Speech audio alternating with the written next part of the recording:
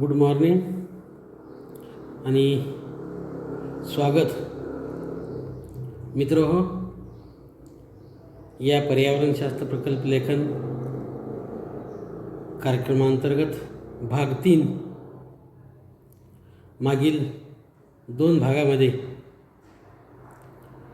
तुम्ही पर्यावरणशास्त्र प्रकल्प लेखनासंदर्भात वेगवेगळे विषय, वेगवेगळ्या संकल्पना आणि त्यांना लागणारे आवश्यक असे घटक याची माहिती घेतलात.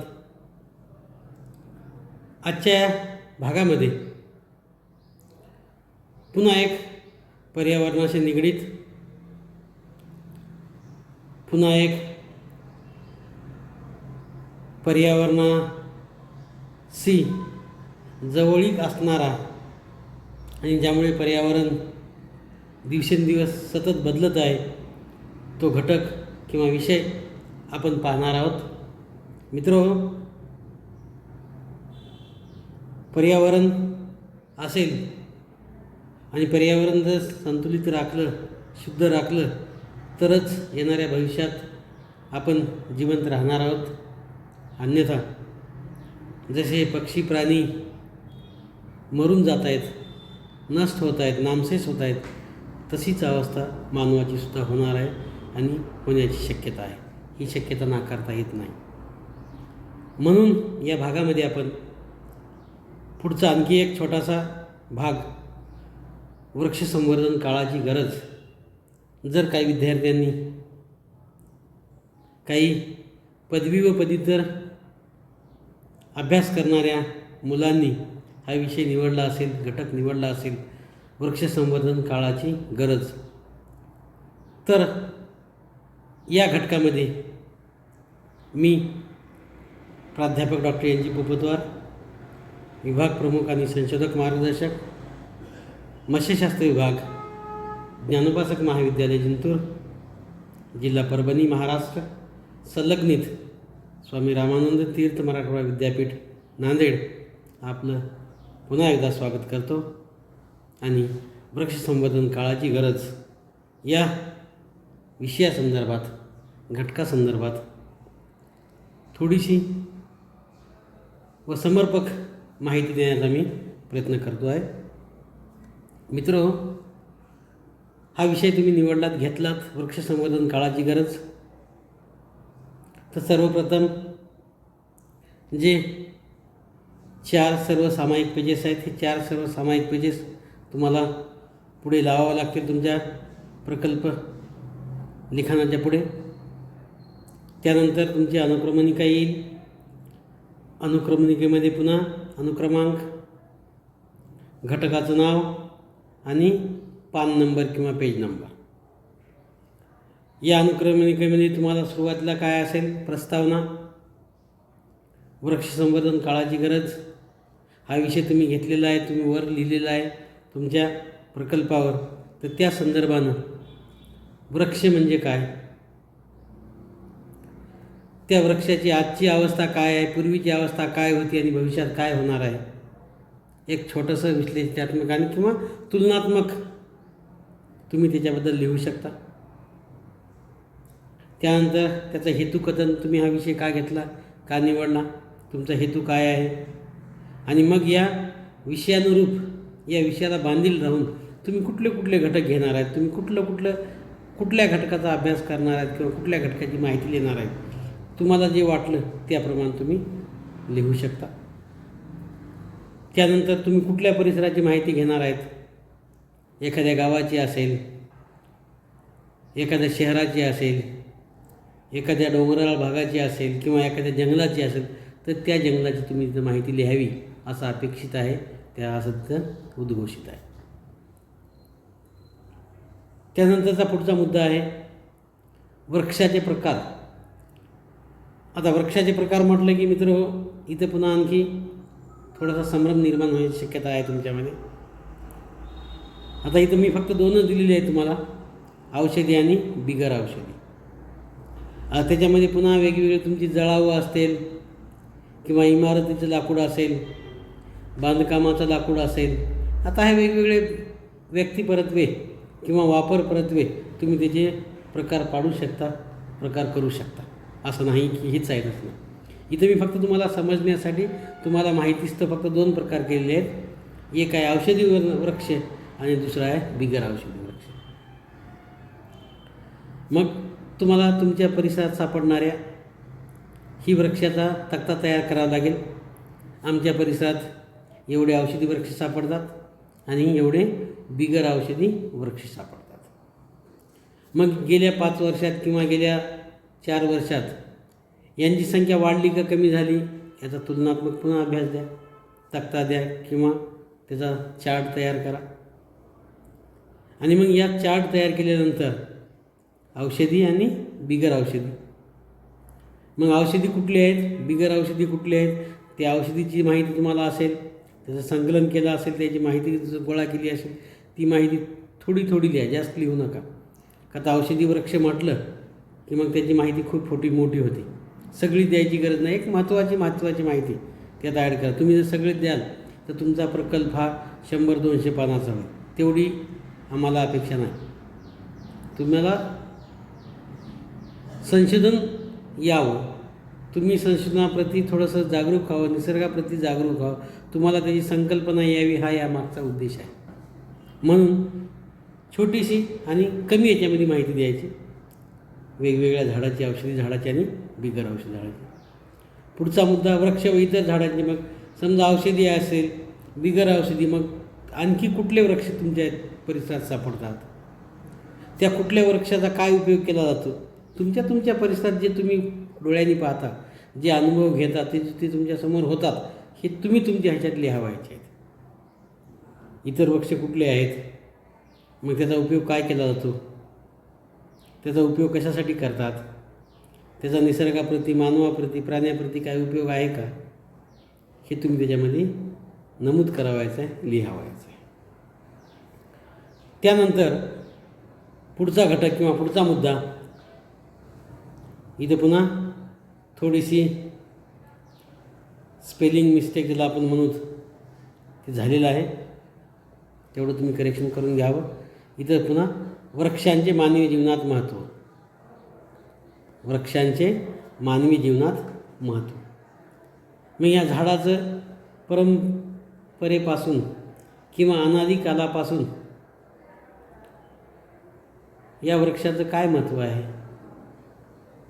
माणूस हा वृक्षपूजक आहे. आपण आजही निसर्गात गेलोत किंवा आजही तुम्ही बरेच वेळेस परिसरात फिरता, वावरता, तर बऱ्याच वृक्षांना तुम्ही नकळत जवळ गेलात की तुमचे हात जोडले जातात, तुम्ही नमन करता.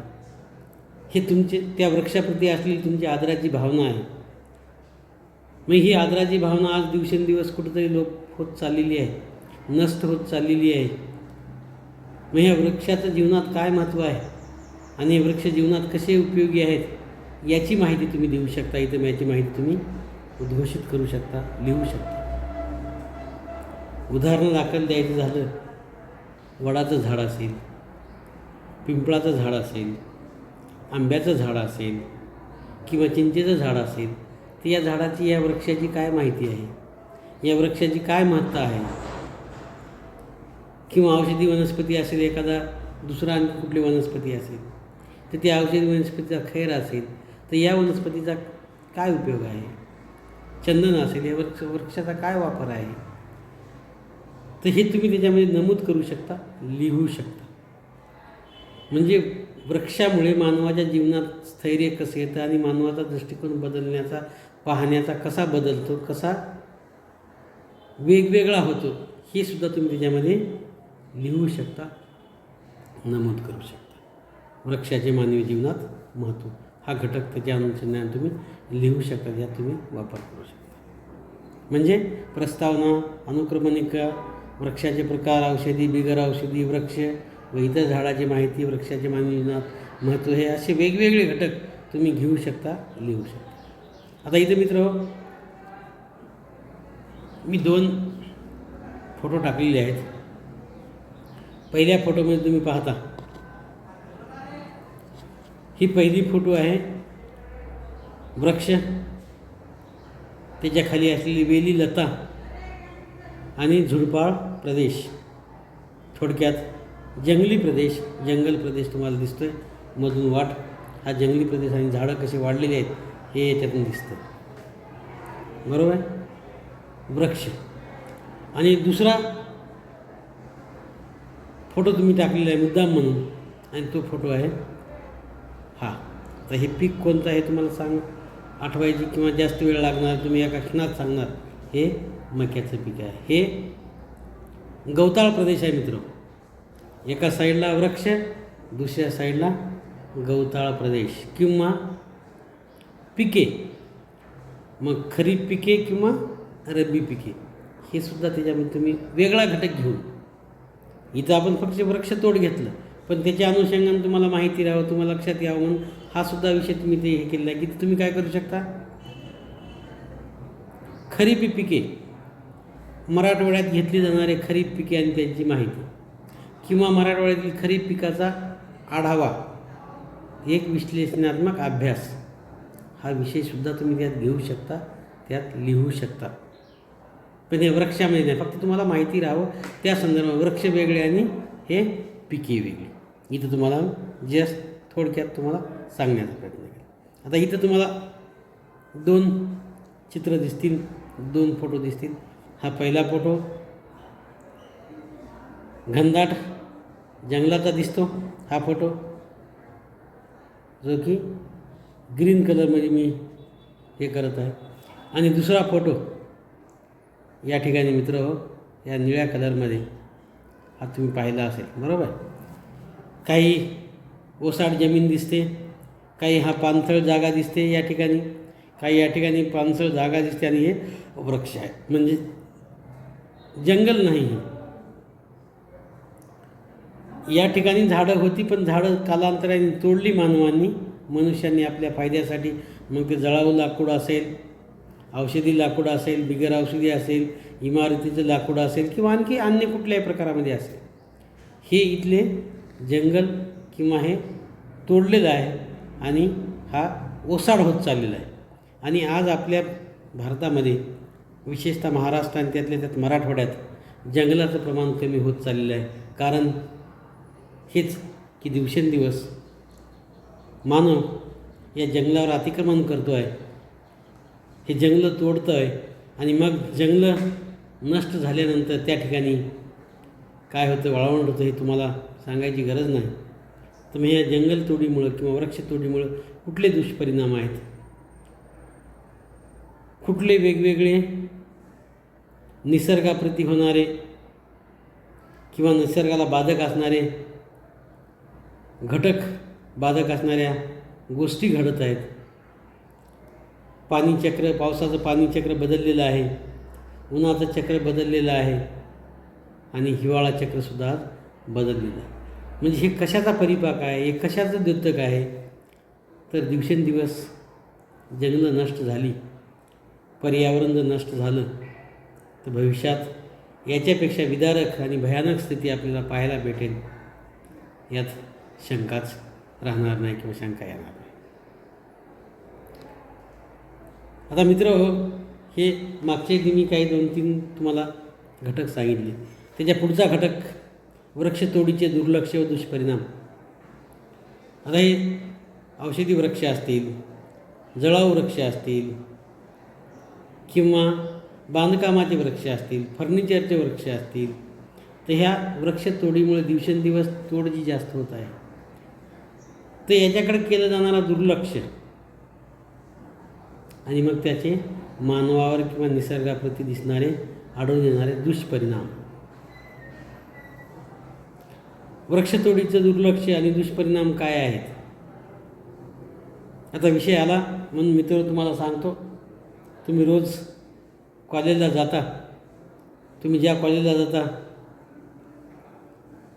त्या कॉलेज एक तर गावाच्या बाहेर असतं, आजूबाजूच्या 2 किलोमीटर 3 किलोमीटर परिसरात आहे, आणि त्या परिसराच्या जवळून तुम्ही जाते वेळेस तुम्ही जर रस्त्याच्या दुतर्फा पाहिलं, दोन्ही साईडला पाहिलं, तर एक भयानक चित्र तुमच्यासमोर दिसतं.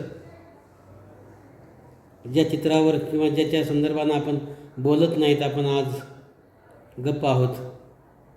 काय कारण आहे हे तुम्ही बी सांगू शकत नाहीत आणि मीही सांगू शकत नाही. किंबहुना हे तुम्हालाही माहीत आहे आणि मलाही माहीत आहे.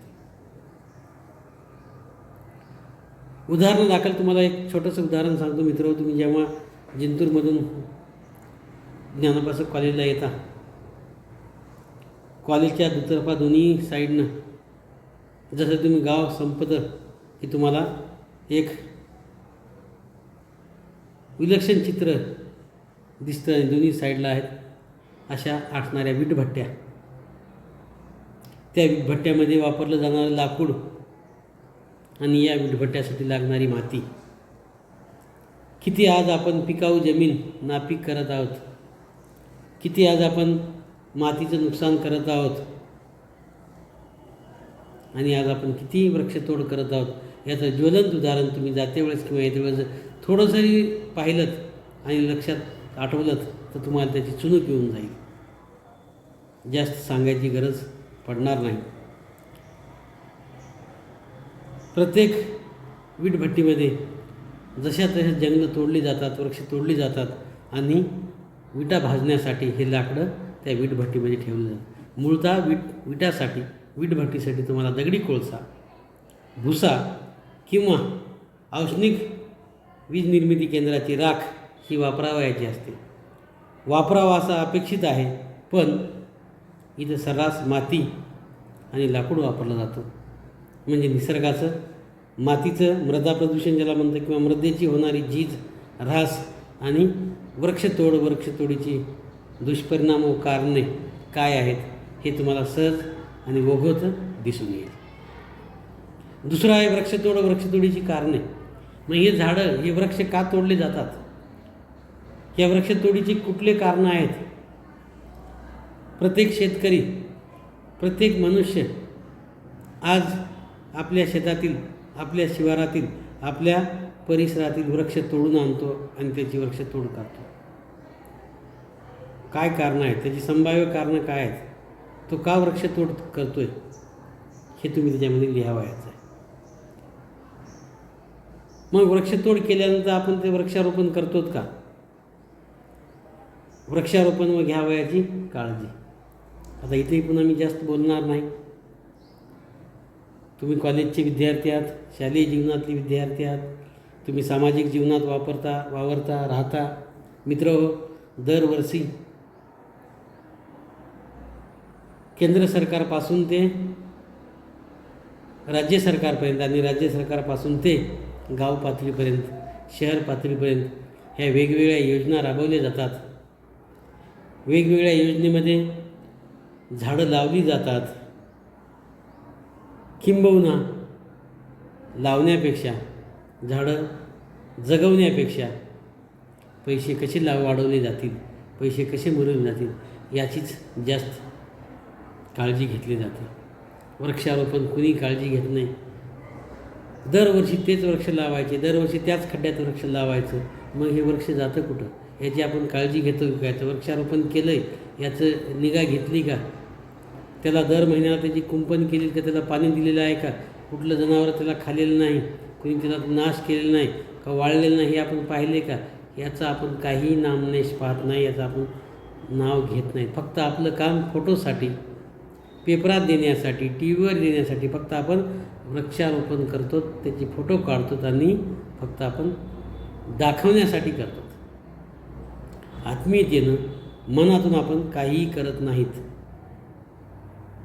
आणि केलेलं नाही. आणि म्हणून आज अवस्था आहे, दरवर्षी केंद्र सरकार, शासन, जिल्हा परिषद, तुमचं पंचायत समिती, नगरपालिका, महानगरपालिका या सगळ्या तुमच्या परिसरामध्ये 1,00,000 झाडं लावली, 2,00,000 झाडं लावली. मग त्या झाडाचं लावली तुम्ही 1,00,000, पण किती वाढली, किती जिवंत राहिली याचं काही सर्वे केला आहे का? याचं काही तुम्ही त्याची शहानिशा केली का? त्याच्यासाठी तुम्ही काही नियोजन केलं आहे का? असं काही नाही. त्याची काळजी काय घ्यायची हे त्याच्यामध्ये तुम्ही लिहावयाचं आहे.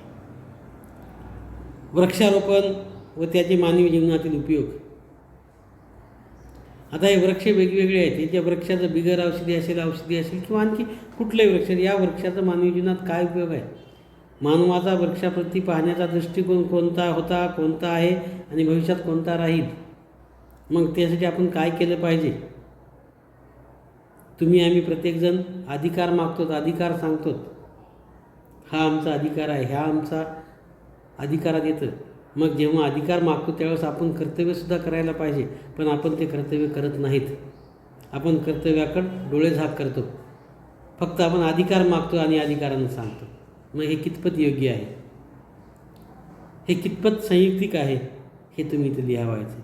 आणि शेवटी समारोप. मग समारोप करते वेळेस या वृक्षतोडीचे दुर्लक्ष कुठले आहेत, कारणं कुठले आहेत, कुठले कुठले तुमच्या परिसरात वृक्ष तोडले गेली, या मागच्या 10 वर्षात किती वृक्ष तोडली गेली, किती लावली, कितीचं संगोपन केलं, काही वाढलं का उलट कमी झालं, याचा तुम्ही लोखाजोखा किंवा लेखाजोखा ज्याला आपण म्हणतो, तो लेखाजोखा तुमच्या परिसरातील या वृक्षतोडीचा संवर्धनाचा तुम्हाला द्यावायचा आहे. आणि मग तुम्हाला त्याच्यात काय वाटतं, काय व्हायला पाहिजे, काय करायला पाहिजे, ते तुम्ही त्यात द्यायचं, लिहावायचं.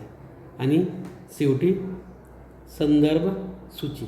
संदर्भ सूची म्हणजे तुम्ही कुठले पेपर वापरले, कुठले पुस्तकं वापरले, कुठली माहिती घेतली, कुठून माहिती घेतली, तुम्हाला कुठल्या वेगळ्या डिपार्टमेंटची माहिती दिली असेल, कुठलं फॉरेस्ट ऑफिसरनं माहिती दिली, ऑफिसची माहिती भेटली असेल, किंवा वृक्ष लागवड करणारे ते जे काय आहेत सार्वजनिक बांधकाम विभाग त्यांच्याकडून माहिती भेटली असेल, कुठून माहिती भेटली आणि तुम्ही कुठून माहिती गोळा केली, ही सगळी संकलित माहिती तुम्ही संदर्भ सूचीमध्ये द्यावायचा आहे.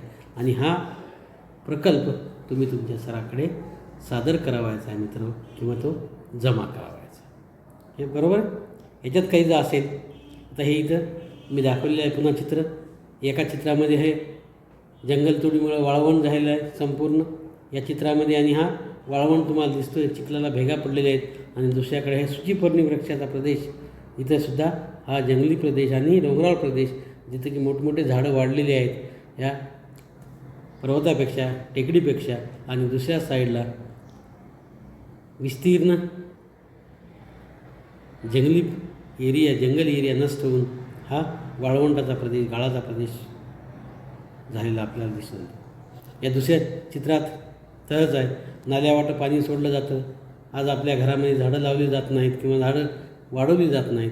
दुसऱ्या चित्रामध्ये ह्या धरणाचं पाणी ज्या ठिकाणी सोडलं आहे त्यात दुतर्फा झाडी झालेली आहे, दुतर्फा जंगलं आहेत, झाडं आहेत, आणि झाडं झुडपं वाढलेली तुम्हाला दिसून येतात.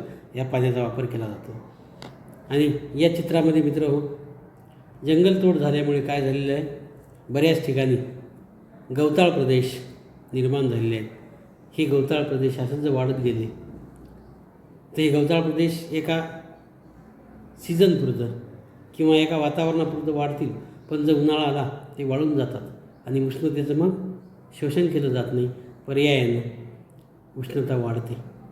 मग हे असे गवताळ प्रदेश असेल, वेगवेगळे गवताळ प्रदेश झालेले आहेत, गवताळ प्रदेश कमी होत आहेत, याची काय कारणं आहेत, हा विषयसुद्धा तुम्ही निवडू शकता, घेऊ शकता.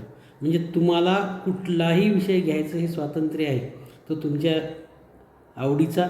आणि तुम्हाला कुठलं मटेरियल, कुठलं साहित्य सहजासहजी उपलब्ध होईल, भेटेल, तो विषय घेऊन तुम्ही तो लिहावायचा आहे आणि तो तुमच्या सरांना द्यावायचा आहे. म्हणजे हा छोटासा घटक, म्हणजे या छोट्या घटकात फक्त वृक्ष संवर्धन नाही सांगितले मी तुम्हाला, गवताळ प्रदेश किंवा तुमचा सपाट प्रदेश ज्यामध्ये डोंगराळ आहे, ज्यामध्ये जमीन वाळलेली आहे, हा सगळा प्रदेश तुम्ही पाहिलेला आहे, हा सुद्धा तुम्ही त्यात लिहू शकता, नमूद करू शकता. तो विषयसुद्धा तुम्ही त्यामध्ये घेऊ शकता.